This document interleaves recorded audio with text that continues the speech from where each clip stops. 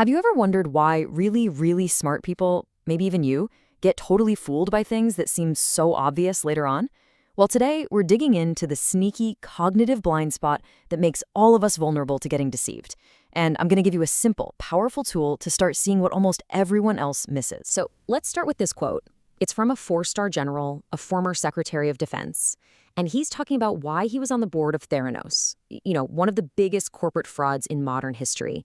This was the company that promised it could change medicine with a single drop of blood, and it fooled world leaders, savvy investors, and top scientists. And right there, the story of Theranos tells you everything. Getting fooled isn't about your IQ. It's not a failure of intelligence. Deception works because it actually exploits the mental shortcuts our brains use every single day just to get by. It hijacks a system that's normally super helpful. To really get how this works, we've got to jump back in time to World War II. Okay, so picture this. The Allies are losing a terrifying number of bomber planes.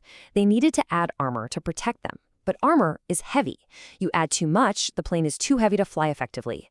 So the life or death puzzle was, where exactly do you put the armor to make the biggest difference? To solve it, the military did the logical thing. They gathered data. They looked at every single plane that actually made it back to base, and they drew up these detailed maps of all the damage, marking every bullet hole. They saw clusters of holes on the wings, the tail, the main body. The evidence seemed crystal clear. So, presented with these diagrams, the Army's plan was a no-brainer. Put the armor plates where the planes are getting shot the most. Makes sense, right? But then the statistician, a guy named Abraham Wald, he looks at the exact same data and comes to the completely opposite conclusion. He said no. Reinforce the areas where there are no bullet holes. Why on earth would he say that? And this, right here, is a brilliant example of a huge cognitive trap called survivorship bias. Walt's big insight was that the military was only looking at the survivors. The bullet holes they were mapping were on the planes that could get shot in those places and still fly home. The most important information wasn't on their diagrams at all. It was on the planes that got hit in the cockpit or the engines, the ones that never came back. And this bias is everywhere, not just on old warplanes. It's in the business books that only talk about unicorn startups, and it's a huge reason why financial scams can be so devastatingly effective. I mean, listen to this guy. That's Bernie Madoff, just dripping with confidence. He ran the biggest Ponzi scheme in history, fooling some of the smartest people on Wall Street for more than 15 years. And he didn't do it by promising insane, unbelievable returns. He promised something way more tempting: consistency. Just look at this. The real stock market. It's a mess, right? It's all over the place. Big ups, big downs. Financiers call that noise or volatility. Now, look at Madoff's returns. It's this impossibly smooth, gentle slope, always up, year after year. The performance was just too clean, too perfect to be real. And there it is. That's the link. The people who got taken by Madoff's scam were focused only on the survivors, the positive returns. They forgot to ask about what was missing. The missing bullet holes in Madoff's story was the noise, the complete lack of normal market ups and downs. That was the giant screaming red flag. Okay, so we see how this survivorship bias trips us up. How do we actually fight it?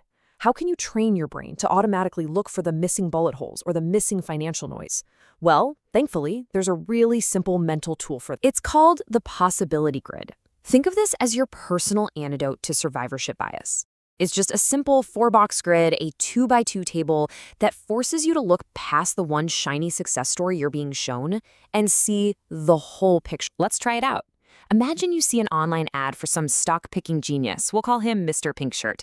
And he's bragging that he told everyone to buy Amazon and Tesla way back when. Okay, that's your top left box. He picked them and they succeeded. Our brain just loves that story and stops there. But the grid forces you to ask about the other 3 boxes. What about the stocks he picked that totally failed? What about the other huge winners, like Google, that he completely missed? And what about the thousands of other stocks he never touched that also failed? All of a sudden, his 2 little wins don't seem quite so special, do they? So you can boil this whole thing down into 4 questions for pretty much any claim. A psychic makes 1 correct prediction. That's step 1. The grid forces you to ask, okay, what about all their wrong guesses? And what about all the huge world events they failed to predict? And all the boring stuff they didn't predict that never happened anyway? You quickly see the success is probably just dumb luck from a huge sea of chances. And this tool is like a Swiss Army knife. You can use it everywhere. You see glowing testimonials for a new diet pill. You see the success, but what about all the people it didn't work for? Someone talks about manifesting their dream life, the grid makes you ask about everyone else who tried the same thing and failed. For any of these claims, just ask what's going on in the other 3 boxes. Now look, the goal here is not to become a paranoid cynic who trusts nobody. That's exhausting, and our society literally runs on trust. The real goal is to get better at knowing when to check.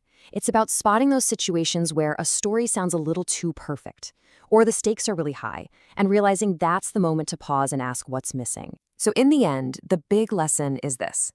Just like Abraham Wald and those bomber planes, the most important, most revealing information is very often the stuff that's invisible.